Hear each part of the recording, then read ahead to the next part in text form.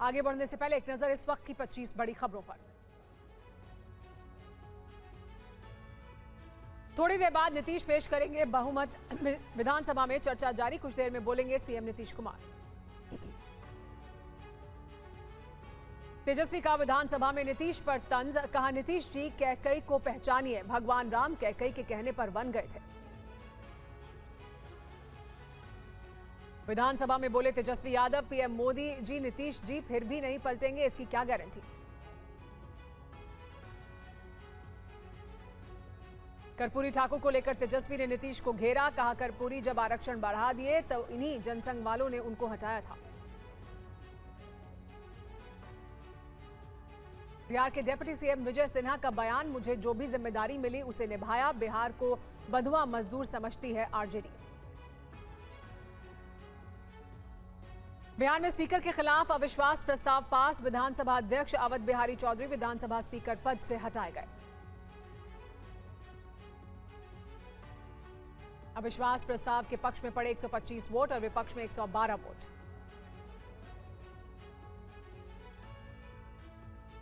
Speaker पद से हटाए जाने के बाद बोले अवध बिहारी चौधरी, सत्ता आती जाती रहती है, सत्ता कभी किसी एक की नहीं रहती। केंद्रीय मंत्री अश्विनी कुमार चौबे का फ्लोर टेस्ट पर बयान, विधानसभा में हो रहे फ्लोर टेस्ट में होगी एनडीए की जीत। पीएम मोदी की कूटनीतिक जीत, कतर में सजा पाए 8 पूर्व नौसैनिकों की हुई रिहाई, रिहाई के बाद 7 भारतीय पहुंचे स्वदेश। भारत सरकार ने फैसले का किया स्वागत, विदेश मंत्रालय ने कतर सरकार का किया शुक्रिया, कतर में सभी को सुनाई गई थी फांसी की सजा। और ये आप सुन रहे हैं अशोक चव्हाण को, महाराष्ट्र के पूर्व सीएम, कांग्रेस पार्टी के बड़े नेता, इस्तीफा देने के बाद मीडिया से बात करते हुए। राजीनामा अध्यक्षांना भेटून दिलेला आहे आणि त्यानंतर मी काँग्रेस वर्किंग कमिटी, काँग्रेसच्या प्राथमिक सदस्यत्व याचा मी राजीनामा आणि विधिमंडळ काँग्रेस पक्षाच्या सदस्यत्वाचा राजीनामा आज मी दिलेला आहे। आणि मी काँग्रेसमध्ये होतो तोपर्यंत मी प्रामाणिकपणे पक्षाचं काम केलेलं आहे। मला कुठलाही तक्रार कोणाबद्दलही करायची नाही आणि मी कोणाबद्दल व्यक्तिगत माझ्या मनात कुठल्याही प्रकारची वेगळी भावना नाही की प्रामाणिक जोपर्यंत काँग्रेसमध्ये होतो तोपर्यंत प्रामाणिकपणे पक्षाचे मी काम केलेलं आहे। यापुढची राजकीय दिशा मी 1-2 दिवसामध्ये निर्णय घेईल, अद्याप मी ठरवलं नाही, मला काय अवधी लागेल। 2 दिवसामध्ये मी माझी राजकीय भूमिका पुढची काय असेल याबद्दल निवेदन निश्चित करेन।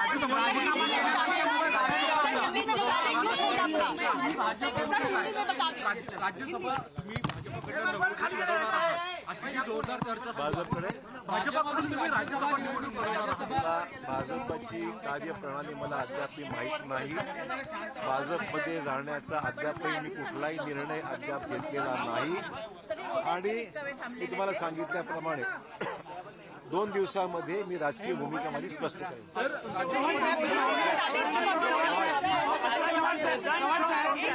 काँग्रेस सोडण्याचं कारण काय? काँग्रेस सोडण्याचं नेमकं कारण काय? काँग्रेस सोडण्याचं कारण काय? प्रत्येक गोष्टीला काही कारण असलंच पाहिजे, प्रत्येक गोष्टीला कारण असलंच पाहिजे असं काही नाही।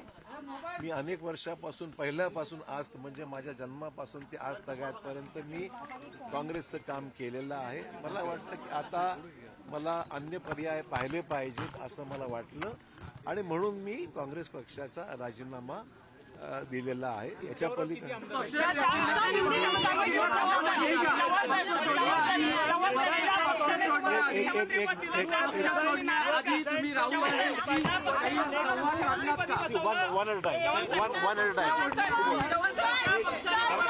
सर्वोच्च पदावर ज्या पक्षाने तुम्हाला राज्याच्या सर्वोच्च मुख्यमंत्री पदावर बसवलेलं संधी दिलेली आहे त्या पक्षावर तुम्ही नाराज का आहे?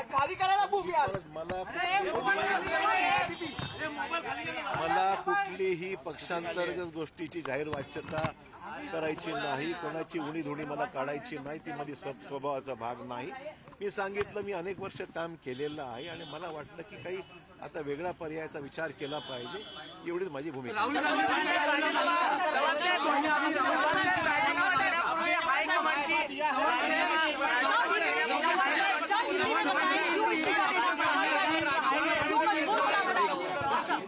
ऐसे बात करोगे, आप ऐसे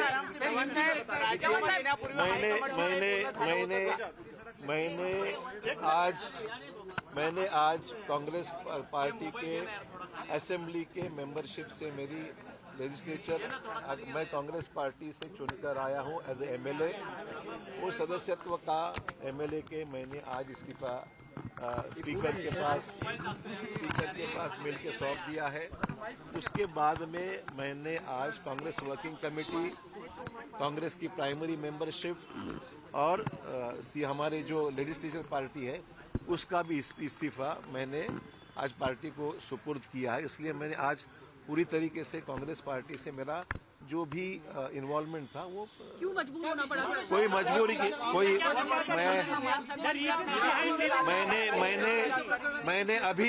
मैंने अभी तक कोई भी पार्टी में शामिल होने का फैसला नहीं लिया है।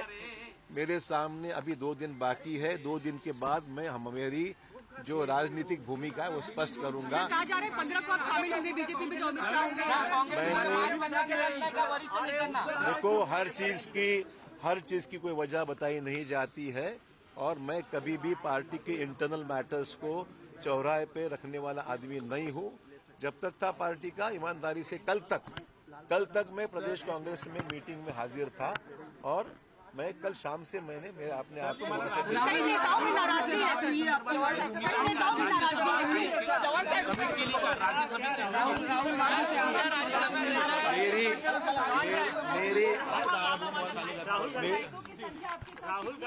मैंने कोई भी विधायक से बात नहीं की है। Let me be very clear, I have not talk to a single MLA of the Congress party. मेरा ये इंटेंशन नहीं है और मैंने कोई भी कांग्रेस के विधायक से बात नहीं की।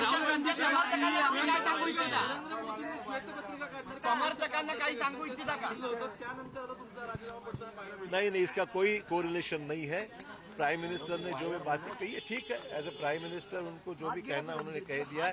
इसका और मेरे रेजिग्नेशन का कोई 12 नेताओं में नाराजगी बताई जा रही है, 12 नेताओं में नाराजगी बताई जा रही है कि वो भी छोड़ सकते हैं। मिलिंद देवरा गए, बाबा सिद्दीकी गए, तो कोई जो वजह है वो क्या है? कॉमन वजह बता। I have no complaints about everybody. It is not fair on my part to complain publicly about. There are some party issues which I think मैंने ऐसी कोई भी मेरी मांग कहीं भी रखी नहीं है। कोई भी पार्टी के साथ मैंने ऐसे कोई डिस्कशन नहीं किया है और मैंने अभी कोई भी पॉलिटिकल पार्टी से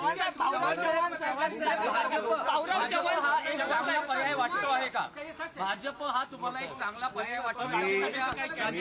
मी अद्यापही कुठल्याही पर्यायाविषयी चर्चाच केली नाही किंवा असं कुठे माझं मत व्यक्त केले। आजच मला राजीनामा देऊन जेमतेम 3 तास पण झाले नसतील। I will take my own time to take a decision. मैंने अब तक कोई भी फैसला मैंने लिया नहीं।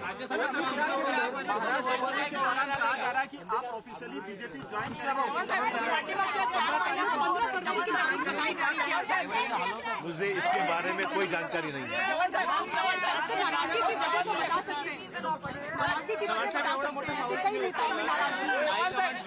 कल संजय निरुपम भी बात कर रहे थे, संजय निरुपम भी बात कर रहे थे कि नेताओं में काफी नाराजगी है, लेकिन मैं रहकर अपनी शिकायत दायर करूंगा। देखिए, you are asking me the same question again and again. I will categorically deny all such sort of allegations. I have not said anything about anybody, nor it is in my nature to complain about any person. मैंने मेरा खुद का individual फैसला है, मैंने किसी MLA से बात नहीं की। राज्य सरकारकडून तुम्हाला आमदारकीचा प्रतिक्रिया दिला होता, त्यामुळे काही काँग्रेसचे आमदार सुद्धा नाराज झाले होते। तेव्हा तुम्ही असं वक्तव्य केलं होतं की माझे संबंध चांगले असल्यामुळे मला निधी दिलेला आहे। मला हे जाहीरपणे सांगितलं पाहिजे। मी राज्याचा मंत्री असताना सुद्धा इतर पक्षातल्या भाजप सहित इतर पक्षातल्या आमदारांना सुद्धा विकासात्मक कामासंदर्भात मदत केलेली आहे। मी कधीही भेदभाव असा केलेला नाही। शेवटी राज्य म्हणून विचार करावा लागतो आणि मी निर्णय घेत असताना सर्व आमदारांना, मग तो कुठल्याही पक्षाचा असो, सर्वांना मी निधीचे कमी जास्त प्रमाण झालं असेल पण सर्वांना निधी मी दिलेला आहे, मला मुद्दाम सांगितलं।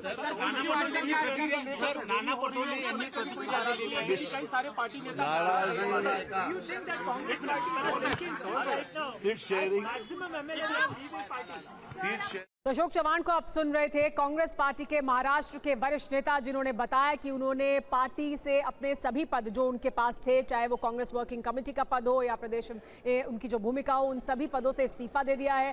कांग्रेस पार्टी की प्राथमिक सदस्यता से इस्तीफा दे दिया है, विधायक के तौर पर इस्तीफा दिया है। लेकिन क्या उनका फैसला होगा, इसका फैसला वो 2 दिन के बाद करेंगे। हालांकि उनसे बार बार ये सवाल पूछा गया कि चर्चा लगातार तेज है कि वो बीजेपी में जा सकते हैं। देवेंद्र फडणवीस भी क्योंकि लगातार इस तरह का बयान दे रहे हैं कि अभी आगे आगे देखिए क्या कुछ होने वाला है। लेकिन अशोक चव्हाण को आप भी जान लीजिए, 2 बार मुख्यमंत्री रहे हैं, 3 बार विधायक रह चुके हैं। 1993 में, 2003 में महाराष्ट्र सरकार में वो मंत्री रहे। अब तक 2 बार नांदेड़ सीट से सांसद रहे हैं और 1995 से 1999 तक महाराष्ट्र कांग्रेस महासचिव भी रहे हैं। 1992 में महाराष्ट्र विधान परिषद के सदस्य रहे हैं, राजनीतिक पृष्ठभूमि है उनकी। 1987 में पहली बार लोकसभा सांसद बने थे। लेकिन आदर्श हाउसिंग सोसाइटी घोटाले में आरोपी भी हैं और उसमें उनका नाम सामने आने के बाद कांग्रेस को बड़ी फजीहत उठानी पड़ी थी। लेकिन अब अशोक चव्हाण ने कांग्रेस पार्टी से इस्तीफा दे दिया है। इस वक्त एक और बड़ी खबर आ रही है, वो आपको बता दें। अशोक चव्हाण के इस्तीफे के बाद कांग्रेस पार्टी एक्टिव हो गई है। हर विधानसभा सीट पर एक इंचार्ज बनाए गए हैं। लोकसभा चुनाव के लिए मुंबई में 36 इंचार्ज बनाए गए हैं। मुंबई में 6 लोकसभा और 36 विधानसभा सीटें हैं और अब कांग्रेस पार्टी एक्शन मोड में दिखाई दे रही है, क्योंकि पहले मिलिंद देवड़ा पार्टी छोड़कर गए हैं, इसके बाद अशोक चव्हाण ने इस्तीफा दे दिया है और उनकी भी यही चर्चा है कि वो भी बीजेपी में जा सकते हैं। लेकिन साथ ही ये भी चर्चा है कि अशोक चव्हाण अकेले नहीं, उनके साथ और भी विधायक जा सकते हैं। इस बीच एक और बड़ी खबर आपको बता दें, इसी मामले से जुड़ी हुई। महाराष्ट्र कांग्रेस अध्यक्ष नाना पटोले ने बड़ा बयान दिया है। अशोक चव्हाण का इस्तीफा दुर्भाग्यपूर्ण है, उन्होंने कहा है। कांग्रेस ने कई नेताओं को बहुत कुछ दिया, संविधान और लोकतंत्र की लड़ाई में छोड़कर गए हैं, ये कहा नाना पटोले ने। बीजेपी के खिलाफ पूरी ताकत से हम लड़ेंगे, यानी कहीं ना कहीं इस बात के लिए तैयार हैं नाना पटोले कि अब अशोक चव्हाण जा चुके हैं और हम अगली लड़ाई के लिए तैयार हैं। संविधान और लोकतंत्र की लड़ाई लड़ रही है कांग्रेस, ऐसा उनका कहना, और उस लड़ाई में छोड़ दिया है साथ अशोक चव्हाण ने। लेकिन कांग्रेस विधायक और मुंबई कांग्रेस अध्यक्ष वर्षा गायकवाड़ से बात की TV9 संवाददाता राजीव सिंह ने। उन्होंने क्या कहा इस पूरे मामले पर, आप भी सुनिए। मुझे राज्य की जनता पे पूरा भरोसा है। पहला तो ये जो चल रहा है राजनीति, आज देश की परिस्थितियाँ क्या है पहले इसको समझना होगा। देश में स्वतंत्रता, संविधान और लोकशाही जिंदा है क्या? जिस तरह से सरकारी यंत्रणाओं का इस्तेमाल चल रहा है और अपोजिट पार्टी में कोई रहना नहीं चाहिए, इसके लिए जो है पार्टी के जो नेता है उनको बुला के उसको जो है लेने का काम चल रहा है। जिनकी बात आप कर रहे हो, पक्ष ने उनको क्या नहीं दिया? मुख्यमंत्री बनाया, अब CWC के मेंबर है, जितनी भी चर्चाएं हो रही है उस चर्चा में है। तो मुझे लगता है आज देश को और पार्टी को उनकी ज़रूरत थी। ऐसे समय में हम देख रहे हैं कि अगर कोई जा रहा है तो मैं सबसे बड़ा सवाल ये पूछना चाहती हूँ कि सरकारी यंत्रणाओं का डर लगाने का काम यही होता। और हमारे साथ TV9 भारतवर्ष संवाददाता राजीव सीधे जुड़े हैं मुंबई से, सीधे उन्हीं का रुख कर लेते हैं।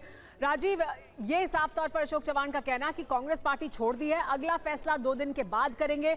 लेकिन ये चर्चाएं भी हैं क्योंकि देवेंद्र फडणवीस बयान दे रहे हैं कि न सिर्फ वो अकेले खुद बीजेपी ज्वाइन कर सकते हैं, बल्कि उनके साथ और भी विधायक बीजेपी ज्वाइन कर सकते हैं। इसको लेकर क्या जानकारी वहां से सामने आ रही है महाराष्ट्र से?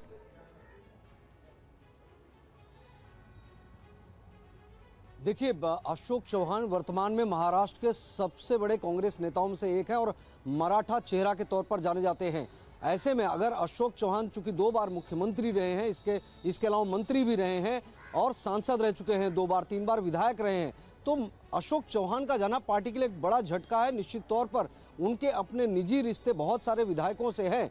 सूत्रों के हवाले से ये खबर है कि लगभग 10 से 12 ऐसे विधायक हैं जो अशोक चव्हाण के साथ में जा सकते हैं। पत्ते भले अभी अशोक चव्हाण नहीं खोल रहे, 2 दिन के बाद की बात कर रहे हैं, लेकिन हमारे पास राजीव, और ये और बड़ी समस्या कांग्रेस पार्टी के लिए होगी कि न सिर्फ अशोक चव्हाण जाएंगे बल्कि साथ में वो और विधायकों को ले जा सकते हैं।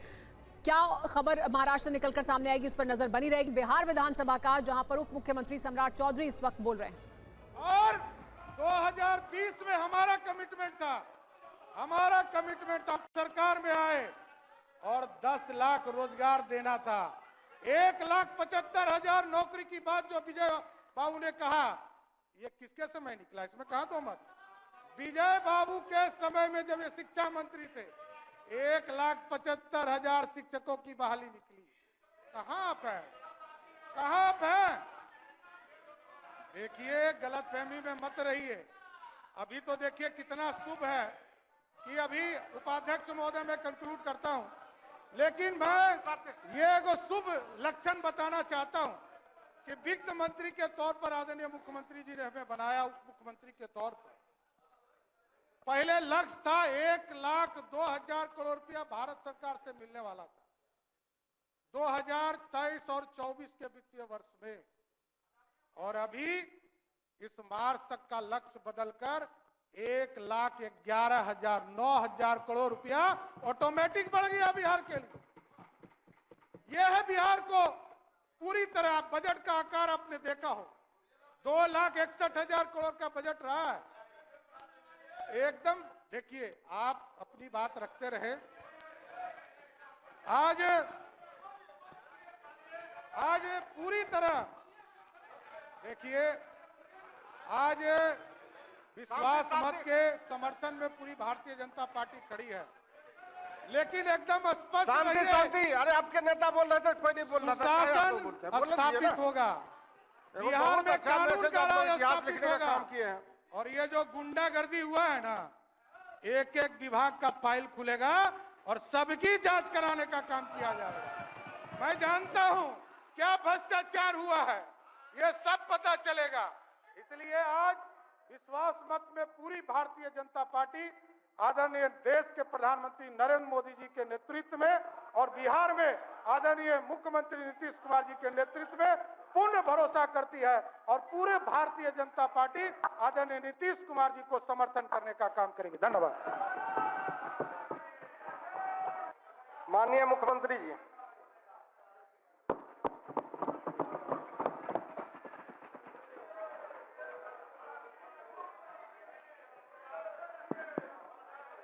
माननीय उपाध्यक्ष, शांति शांति शांति। हमने इस सदन में अरे माइक तो माइक। विश्वास का प्रस्ताव रखा और उस पर विभिन्न विभागों के नेताओं ने राय रखी है। सब लोगों ने अपनी बात रखी है। शांति शांति। क्या बात है, सब लोगों का तब बात हम सुने हैं, तो हमारे बोलने के समय क्या बोल रहे हैं?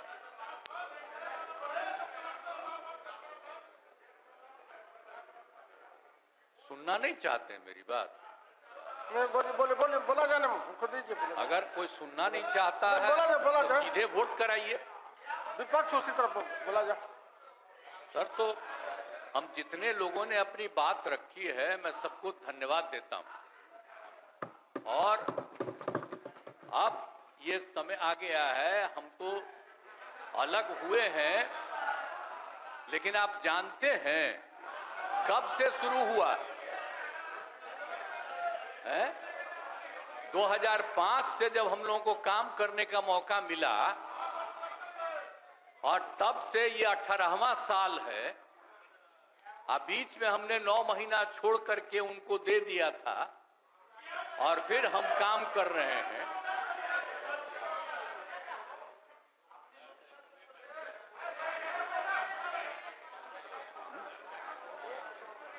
अब बोलिए। मुझको आश्चर्य होता है, आप सुनना नहीं चाहते हैं?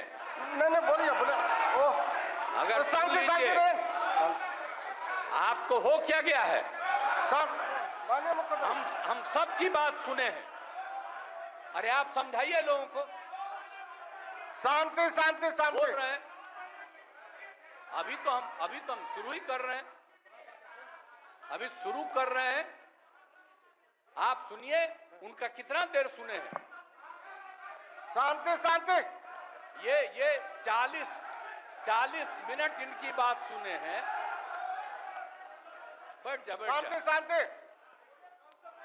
तो आप लोगों को याद है कब से हमने काम करना शुरू किया? 2005 से। और 2005 से जब काम शुरू हुआ है, और उसके बाद बिहार का कितना विकास हुआ है, और हमारे पहले इनके पिता को और इनकी माता को 15 साल तक काम करने का मौका मिला, तो क्या हुआ था बिहार में जी? क्या होता था? अरे शाम में कोई भी आदमी घर से बाहर निकलता था, आप जरा सोच लीजिए, और कहीं कोई सड़क था, कहीं कोई रास्ता था, और जब हम लोगों को मौका मिला और ये बात करते हैं अपने को कि इनके साथ मुस्लिम है, तो कितना मुस्लिम हिंदू का झगड़ा होता था, और जब हम आए तो हिंदू मुस्लिम का झगड़ा बंद कराए। कब हुआ था? आज तक भूल जाना है। अगर इतिहास जानो, 5 के पहले तक का इतिहास जानो, और उसके बाद जिस तरह से मुसलमानों के साथ हुआ था कार्रवाई, और जो कुछ भी हुआ, तो 15 साल नहीं किए, और जब हमको मौका मिला तो हमने तुरंत उस पर कार्रवाई की। कौन सा काम है जो भूल रहे हैं?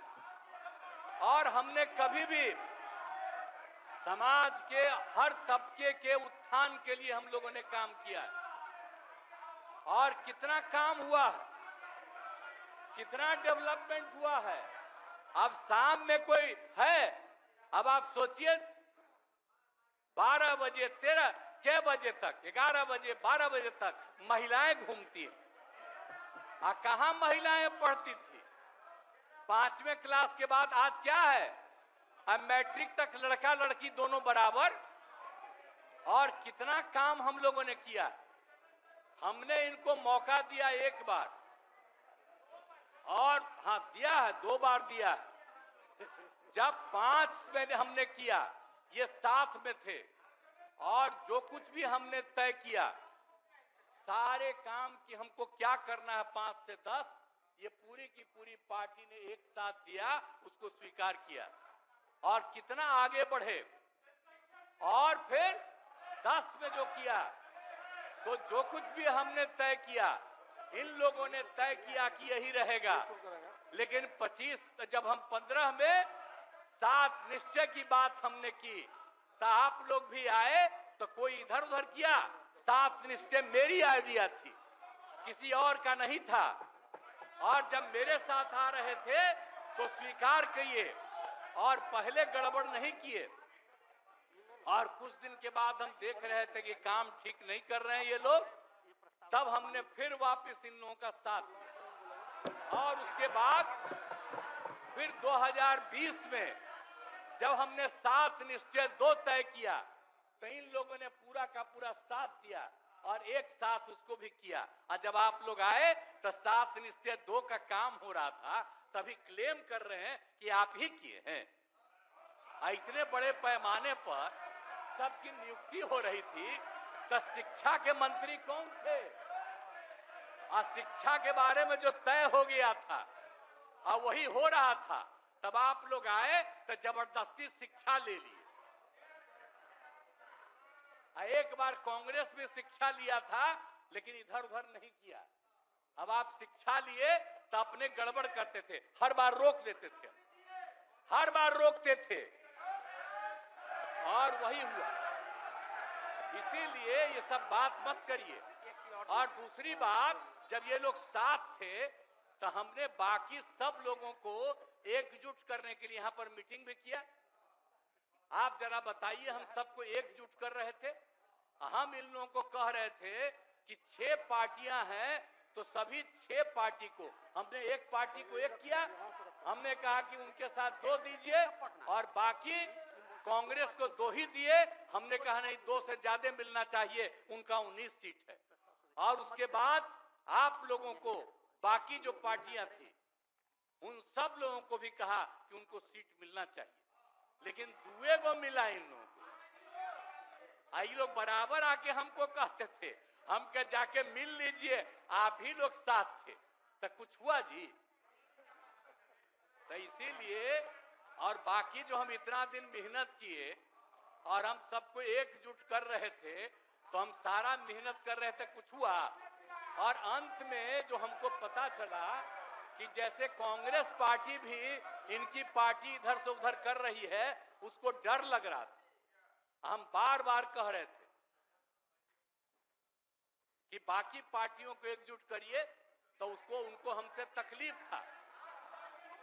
हमको पता चला जिनके पिताजी भी उधर साथ थे, तब हमको पता चल गया कि ये कुछ होने वाला नहीं है, और फिर हम अपने पुरानी जगह पर आ गए जहां से हम बहुत पहले से, और अब हम पुरानी जगह पर आ गए हैं।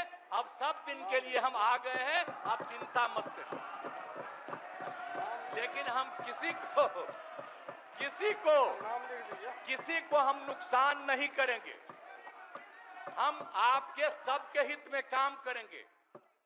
आप जिस कम्युनिटी की बात करते हैं उनके हित के लिए भी काम करेंगे। आप बिना मतलब का, अरे आप लोगों के तो हित में हम काम करते रहेंगे।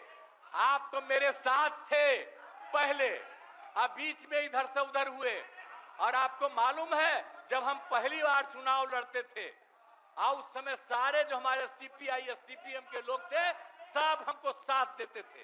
हमारा रिश्ता और आपकी पार्टी का रिश्ता हम लोगों के साथ। अब बाद में जो इधर उधर करें, अब आपका हम सब चीज सुन न लीजिए, बाद में कहिएगा। तो हम तो शांति अपनी तरफ से अब तो सारा काम हो गया है। अब पूरे तौर पर सारा विकास का काम, लोगों के हित में काम, और ये सब काम हम लोग करते रहेंगे। हमारा यही आग्रह है कि अब जान लीजिए कि कितना ज्यादा 7 निश्चय में कितना फायदा हो गया 2016 से, और 7 निश्चय 2 में जो हमने 2021 से शुरू किया, आज कितना फायदा हुआ है। और ये सब काम इसको हम लोग जारी रखते हैं, और इसी के माध्यम से बिहार का विकास होगा और समाज के हर तबके का हम लोग ध्यान रखेंगे। हम लोग कभी भी किसी के खिलाफ नहीं है।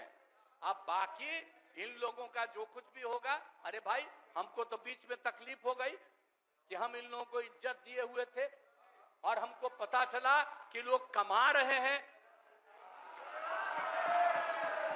आज तक जब ये पार्टी हम लोगों के साथ थी कभी इधर उधर नहीं किया था। अब आज शुरू हो गया, अच्छा नहीं है। और अभी भी आप एक ही जगह सबको रखे हुए थे, और फिर हम लोगों के पार्टी के इनके पार्टी के अनेक लोगों को पता चला कि कितना लाख लाख दे रहे थे सबको इधर उधर करने के लिए। अब कहां से पैसा आया, कहां से पैसा आया? हम सबका जांच करवाएंगे, सबका जांच करवाएंगे, कोई गड़बड़। याद रखिएगा, आप लोगों की पार्टी ठीक नहीं कर रही है, अब गौर कर लीजिएगा। इसलिए, और आप लोग काहे के लिए इधर उधर है? इधर वाला सब आपका साथ देगा। आपको जब कोई समस्या हो आकर के मिलिएगा, और आपकी समस्या का भी समाधान हम लोग करेंगे। चिंता मत करिएगा, हम सबका ख्याल रखेंगे। लेकिन राज्य के हित में काम कर रहे हैं और राज्य के हित में काम होगा। और अब हम लोग जो तीनों एक साथ हैं, अब हम ही लोग तीनों एक साथ रहेंगे और पूरा का पूरा काम करेंगे। और आज नहीं, बैठ जाइए, प्लीज प्लीज प्लीज। आप जो मेरे एक मिनट हम आग्रह करेंगे कि जो मेरे पक्ष में जितने हैं उनका भी वोट ले लीजिए, और मेरे खिलाफ देना चाहते हैं तो उसका भी वोट ले दीजिए। लेकिन आप जा रहे हैं तो जाने दीजिए। मैं तो आग्रह करूंगा कि आप जो हम लोगों के पक्ष में है उसका भी वोट ले लीजिएगा। हाँ, वो गिनती कर वही होगा। और तब पता चलेगा कि हम लोगों के पक्ष में कितने हैं। तो इन्हीं शब्दों के साथ मैं आपको धन्यवाद देता हूं। माननीय सदस्यगण, प्रश्न यह है कि यह सभा वर्तमान राज्य मंत्रिपरिषद में विश्वास करती है। जो इस प्रस्ताव के पक्ष में है वह हाँ कहें, जो इस प्रस्ताव के विपक्ष में है वो ना कहें। मैं समझता हूं कि पक्ष में बहुमत है, यह प्रस्ताव स्वीकृत हुआ। लेकिन मतदान की प्रक्रिया। उपाध्यक्ष महोदय, आपने तो ध्वनि मत से पारित होने की घोषणा की, लेकिन आप जानते हैं कि ये बड़ा महत्वपूर्ण मोशन है। विश्वास मत का अब देखिए जा रहे हैं कि बोल रहे हैं, जा रहे हैं कि बोलते जा रहे हैं महोदय। इसलिए और एक और कारण है कि जनता के बीच, हाँ, जनता के बीच तरह तरह का भ्रम फैलाया गया था कि इतने विधायक गायब हैं, इतने विधायक ये हैं, अभी खेला होना बाकी है। तो हम कहेंगे कि जो विश्वास मत के पक्ष में हैं उनकी गिनती आप अवश्य करा लें, इसलिए कि बिहार की जनता को ये समझना चाहिए कि सरकार कितने अच्छे बहुमत से चल रही है। उपाध्यक्ष महोदय, अनुरोध हम यही करेंगे कि सदन से अनुरोध करता हूं कि हमारे प्रस्ताव के पक्ष में मत देकर सरकार के प्रति अपना विश्वास व्यक्त मत लीजिए। माननीय सदस्यगण, अब मतदान की प्रक्रिया अपनाई जाएगी। सभा सचिव घंटी बजाई जाए और द्वार खोल दिए जाएं। 3 मिनट तक घंटी बजेगी।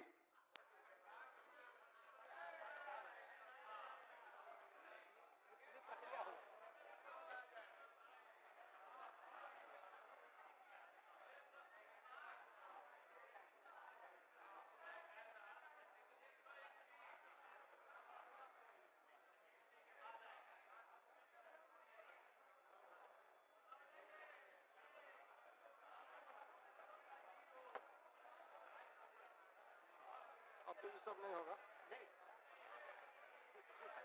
हो जाए बस। अभी खाली कहें घंटी बंद करें, आप ही कहें यहाँ पर मिल जाएगा।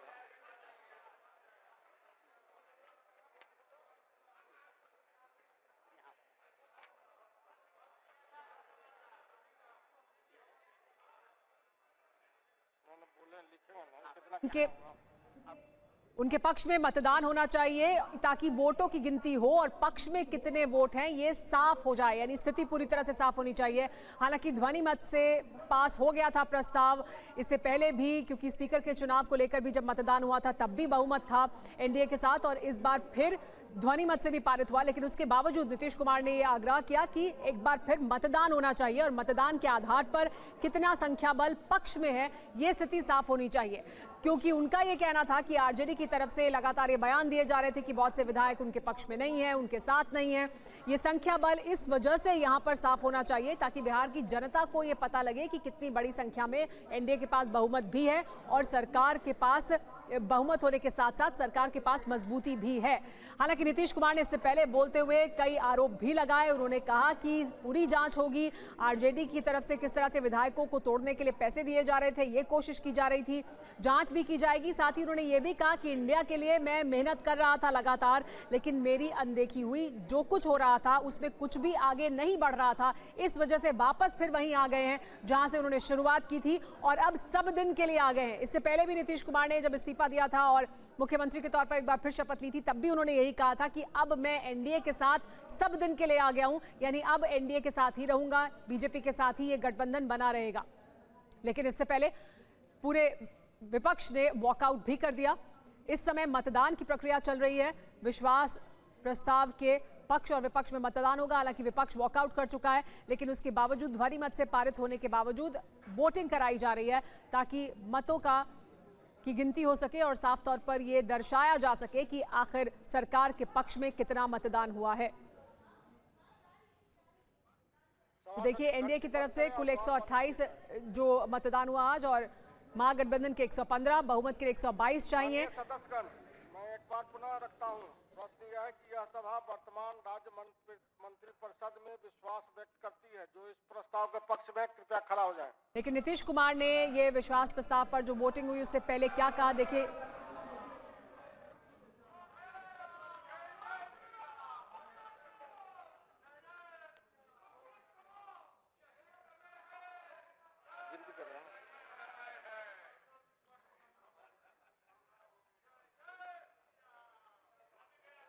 तो मतों की गिनती की जा रही है, गणना शुरू की जाए। देखिए अब मतों की गणना शुरू होगी क्योंकि ये मांग खुद मुख्यमंत्री नीतीश कुमार द्वारा की गई। उनकी तरफ से कहा गया कि मतों की गिनती होनी चाहिए।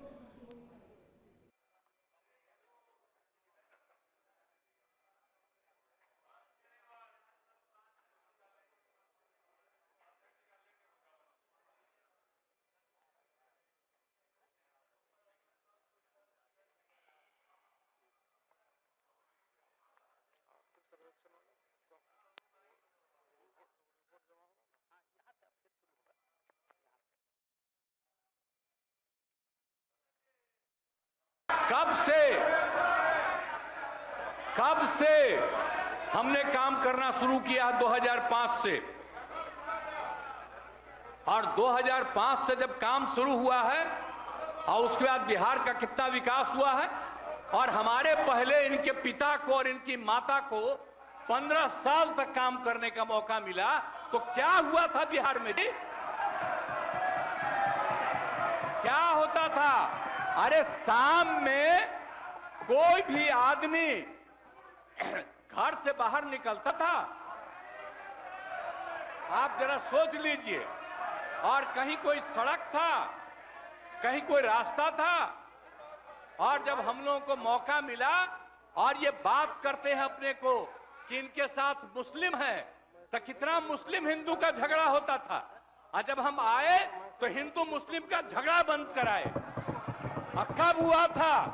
आज तक भूल जाना है।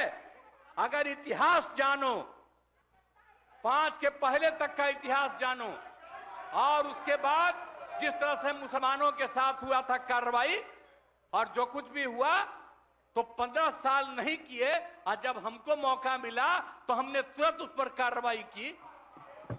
इसीलिए, और बाकी जो हम इतना दिन मेहनत किए और हम सबको एकजुट कर रहे थे, तो हम सारा मेहनत करे थे, कुछ हुआ, और अंत में जो हमको पता चला कि जैसे कांग्रेस पार्टी भी इनकी पार्टी इधर से उधर कर रही है, उसको डर लग रहा था।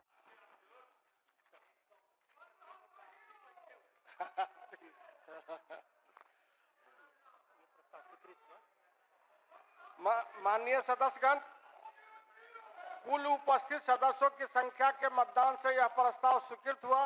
यह सभा 129 है, देखो आप भी 130 हुए, 130। माननीय सदस्य, कुल उपस्थित सदस्यों की संख्या के मतदान से यह प्रस्ताव स्वीकृत हुआ। यह सभा वर्तमान राज्य मंत्रिपरिषद में विश्वास व्यक्त करती है।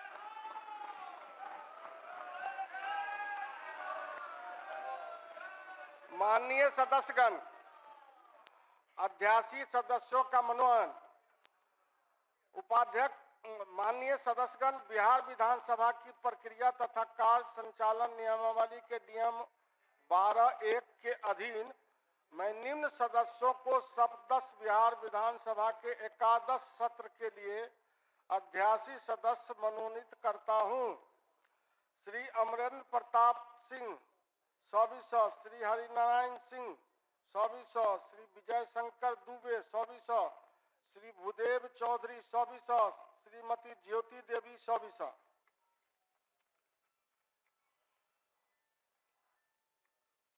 माननीय सदस्यगण, आज सदन में महत्वपूर्ण कार्य का निष्पादन होना है।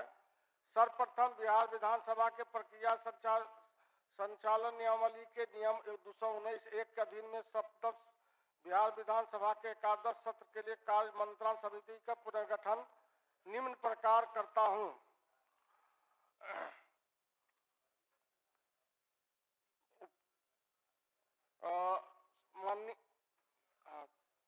माननीय मुख्यमंत्री श्री नीतीश कुमार जी, माननीय उप मुख्यमंत्री श्री सम्राट चौधरी जी, माननीय उप मुख्यमंत्री श्री विजय कुमार सिन्हा जी, माननीय मंत्री संसदीय कार्य श्री विजय कुमार चौधरी जी, माननीय मंत्री ऊर्जा श्री विजेंद्र प्रसाद यादव जी 2400, श्री तेजस्वी प्रसाद यादव जी 2400, श्री शकील अहमद खान साहब। माननीय सदस्य, विशेष आमंत्रित सदस्य श्री जीतन मांझी जी 2400, श्री आलोक कुमार मेहता 2400, श्री महबूब आलम 2400, श्री राम रतन सिंह 2400, श्री अजय कुमार 2400। नियमानुसार उपाध्यक्ष इस समिति के सभापति तथा सभा सचिव इसके सचिव होंगे। माननीय सदस्यगण,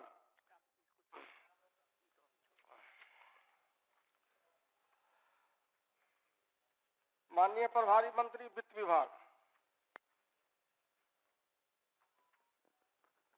माननीय उपाध्यक्ष महोदय, मैं बिहार राज्य कोषीय उत्तरदायित्व एवं बजट प्रबंधन अधिनियम 2006 के अंतर्गत वित्तीय वर्ष 2023-24 के आर्थिक सर्वेक्षण की प्रति सभा मेज पर रखता हूं।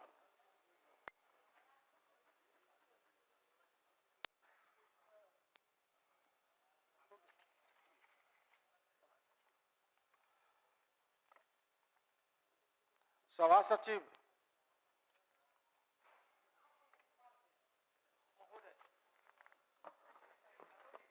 लाइन दीजिए, लाइन।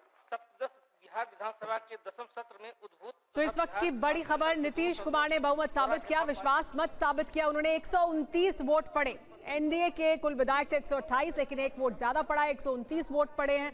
विश्वास मत के पक्ष में 129 वोटों की गिनती होने के बाद ये कहा गया कि अब विश्वास मत हासिल कर लिया है। हमारे साथ रुपेश जुड़ गए। रुपेश, 128 थे एनडीए के विधायक, एक एक्स्ट्रा आया है, यानी 129 वोट पड़े हैं। और क्या इसी वजह से नीतीश कुमार ये भी कहना चाह रहे थे कि जरूर होनी चाहिए गिनती, ताकि ये पता लग सके कि कितनी मजबूती के साथ उनके पास बहुमत मौजूद है?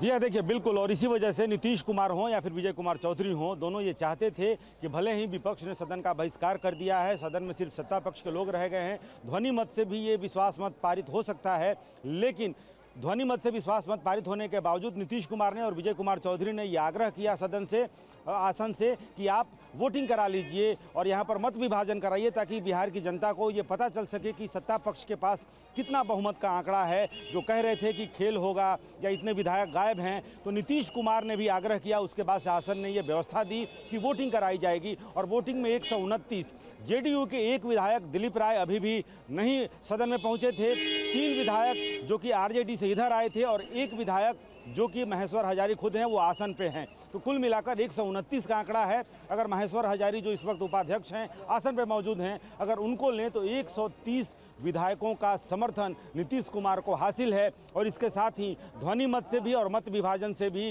नीतीश कुमार के इस सरकार में, इस मंत्रिपरिषद में सदन का विश्वास मत पारित हो गया है। लेकिन उसके पहले जो बहस मुबाहिसा हुई, जो नीतीश कुमार ने जो कहा, तेजस्वी ने जो कहा, सम्राट चौधरी ने जो कुछ कहा, और उसके दौरान नीतीश ने एक महत्वपूर्ण बात कही। उन्होंने जी बहुत बड़ी, बिल्कुल बोलिए, बड़ी वजह उन्होंने बताई कि आखिर क्यों वो अलग हुए, जिसमें उन्होंने ये भी कहा कि ये कमा रहे थे, तो क्या जांच होगी, और क्या उस तरफ इशारा किया नीतीश ने? जी हाँ, देखिए यही मैं सुमायरा कह रहा था कि ये बहुत बड़ी बात उन्होंने कही है, क्योंकि जिस वक्त उन्होंने सरकार से इस्तीफा दिया था और पाला बदला था, उस वक्त उन्होंने कोई बड़ी वजह नहीं गिनाई थी। लेकिन इस बार उन्होंने ये बड़ी वजह गिनाई है कि मुझे ये पता चला कि मैंने जिसको इज्जत दी, जिसे इज्जत बख्शी, जिसे सरकार उप मुख्यमंत्री बनाया, वो लोग कमाने में लगे हुए थे, ये सब कमा रहे थे और उसी कमाई के पैसे से हमारे विधायकों को रुपेश सुनवा देते हैं नीतीश ने क्या कहा, सुनवा देते हैं। आप बने रहिए हमारे साथ, वापस आपके पास आएंगे। बिहार विधानसभा में विश्वास मत पर चर्चा जारी थी। चर्चा के दौरान आरजेडी नेता तेजस्वी यादव ने सीएम नीतीश कुमार पर निशाना साधा। क्या उन्होंने कहा और फिर नीतीश ने क्या कहा, वो भी सुनवाएंगे। और मोदी जी का गारंटी तो बहुत मजबूत वाला गारंटी है। ए मोदी जी के गारंटी वालों, क्या मोदी जी गारंटी लेंगे, फिर से पलटेंगे कि नहीं पलटेंगे, जरा बता के दिखा दो, बताइए। मोदी जी के गारंटी वालों बताओ, बताइए, पलटेंगे कि नहीं पलटेंगे मोदी जी का गारंटी? मुख्यमंत्री जी, अरे आप पर दया किए, जंगल राज लाने वाले को जनता राज कह करके सुधरने का मौका दिए, लेकिन नेचर और सिग्नेचर नहीं बदलता।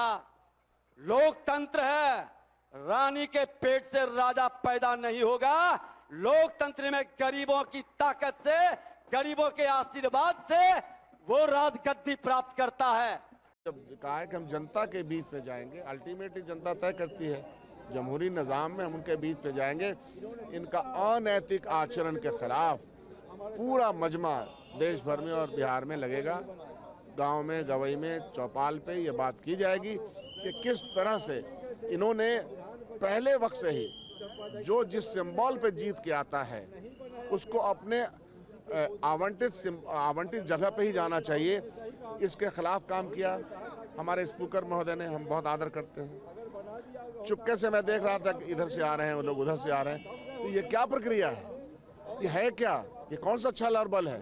आपने नीतीश कुमार के स्पीच को सुना होगा। दो अहम बातें उन्होंने कही कि गठबंधन से बाहर निकले चूंकि कांग्रेस का एटीट्यूड ठीक नहीं था इंडिया इन अलायंस में। सवाल व्यक्तियों का है ही नहीं, सवाल विचारों का है।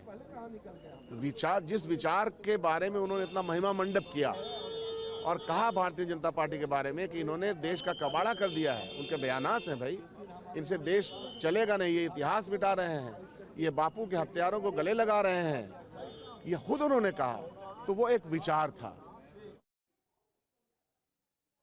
लेकिन बिहार विधानसभा में विश्वास मत पर बोलते हुए नीतीश कुमार ने इंडिया गठबंधन को लेकर क्या बड़ा बयान दिया है, वो आपको सुनाएंगे। इससे पहले सुनिए। मैं तो उनको एज अ सीनियर रिस्पेक्ट करता हूं और मेरे लिए तो काफी सरप्राइजिंग था कि उन्होंने ऐसा किया। ठीक है, अपना आनंद, इन्हीं को लेकर लगातार चर्चा थी कि आरजेडी से जेडीयू की तरफ जाकर मतदान करेंगे, उस पर बैठे हुए थे। लेकिन नीतीश कुमार ने क्या कहा इंडिया गठबंधन को लेकर, वो सुनिए। कब से हमने काम करना शुरू किया 2005 से, और 2005 से जब काम शुरू हुआ है और उसके बाद बिहार का कितना विकास हुआ है, और हमारे पहले इनके पिता को और इनकी माता को 15 साल तक काम करने का मौका मिला, तो क्या हुआ था बिहार में? क्या होता था? अरे शाम में कोई भी आदमी घर से बाहर निकलता था, आप जरा सोच लीजिए, और कहीं कोई सड़क था, कहीं कोई रास्ता था, और जब हम लोगों को मौका मिला और ये बात करते हैं अपने को कि इनके साथ मुस्लिम है, तो कितना मुस्लिम हिंदू का झगड़ा होता था, और जब हम आए तो हिंदू मुस्लिम का झगड़ा बंद कराए। और कब हुआ था? और बाकी जो हम इतना दिन मेहनत किए और हम सबको एकजुट कर रहे थे, तो हम सारा मेहनत करते कुछ हुआ, और अंत में जो हमको पता चला कि जैसे कांग्रेस पार्टी भी इनकी पार्टी इधर से उधर कर रही है, उसको डर लग रहा था।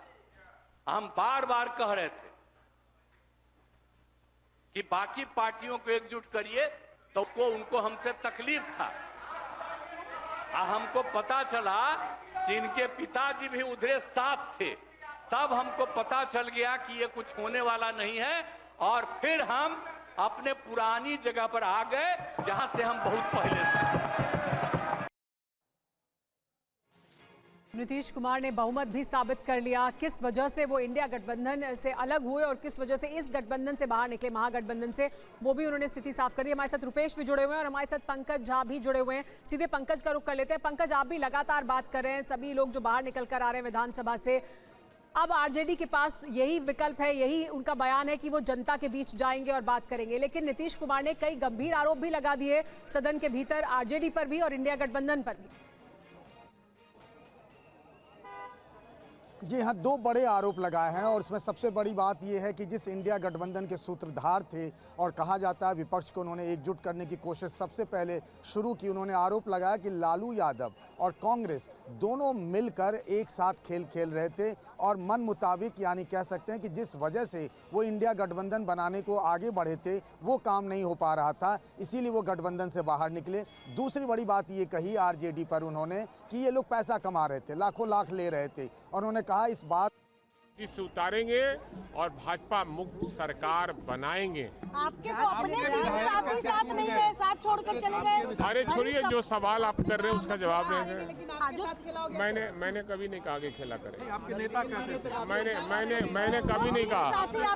कोई अगर विजुअल है हमारा ये कहने का कि खेला करेंगे, मैंने कभी नहीं कहा। अब ये हमारे नेता तय करेंगे क्या करेंगे। नहीं, हमारे नेता इस पर फैसला लेंगे, इस पर हम इसकी उम्मीद की थी आप लोगों ने। एक दिन पहले जो गिटार बजा रहे थे तेजस्वी जी के साथ, वो बदल गए अचानक। अब उस पर कोई टिप्पणी नहीं करना चाहेंगे, इसलिए कि हम तो बहुत पहले से विश्वास नहीं करते थे, लेकिन नेता को भरोसा था तो हम क्या करते। अच्छा, क्या दिक्कत है? जांच करवावे, उनके सरकार है, जांच करवावे, क्या दिक्कत है? 3 विधायक आपके टूट गए। नहीं, हम कहाँ 3 दिन। रुपेश, तो आप सुन रहे हैं, रुपेश भी हमारे साथ बने हुए हैं और पंकज भी लगातार। रुपेश, लेकिन ये सब जो आज विधानसभा में हुआ उसमें नीतीश कुमार ने जब बात रखी तो उन्होंने जो आरोप लगाए हैं वो गंभीर आरोप हैं। वो ये भी कह रहे हैं कि अब इसके बारे में भी जांच की जाएगी, पता किया जाएगा। उन्होंने लाखों देने की कोशिश की जा रही थी, ये भी आरोप लगाया आरजेडी पर। क्या अब यही मुद्दे चुनाव के दौरान भी हावी रहने वाले हैं एनडीए की तरफ से, यानी जेडीयू की तरफ से, बीजेपी की तरफ से? क्योंकि वो ये आरोप लगा रहे हैं कि आप पैसे कमा रहे थे, ये आरोप लगा रहे हैं कि आप पैसे देकर लोगों को खरीदने की कोशिश कर रहे थे, यानी फिर वही भ्रष्टाचार का तमगा आरजेडी पर लगाने की कोशिश। जी हाँ, देखिए बिल्कुल, और ये सबसे मुफीद एक रास्ता है या एक मुफीद अस्त्र है आरजेडी के ऊपर हमला करने का, चाहे वो भारतीय जनता पार्टी के पास हो या फिर नीतीश कुमार की तर्कस में जो तीर हैं, और वो घोषित करने की कोशिश की गई है। नीतीश कुमार ने भी कहा, और नीतीश कुमार बतौर मुख्यमंत्री कहा, और बतौर उप मुख्यमंत्री सम्राट चौधरी ने भी जो कहा कि किसके विभाग में आरजेडी के पास जितने विभाग थे, शिक्षा विभाग की भी चर्चा हुई, उन विभागों में भ्रष्टाचार हुआ, वो एक एक की फाइल खोलेंगे। यानी कि जो उप मुख्यमंत्री ने बातें कही वही बातें मुख्यमंत्री ने कही कि ये लोग कमा रहे थे। एक आरोप और एक बात जो पॉलिटिकल आरोप है, और दूसरा जो सरकार के रूप में लोग कमा रहे थे। माफ कीजिएगा, रोकना पड़ेगा आपको क्योंकि हमारे पास फिलहाल इतना ही वक्त है। वक्त हो गया एक ब्रेक का, लेकिन बिहार में आज जो कुछ हुआ उससे आगे क्या कुछ होने वाला है बिहार की राजनीति में, उसकी दिशा भी किसी हद तक तय होती हुई दिखाई दी।